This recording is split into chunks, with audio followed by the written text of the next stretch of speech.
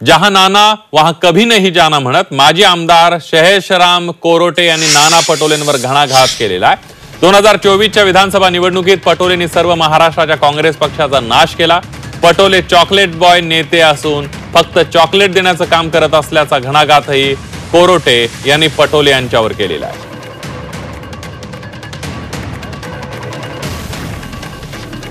नाना पटोलेनं सर्व महाराष्ट्राचा नाश करण्याचं काम केलं।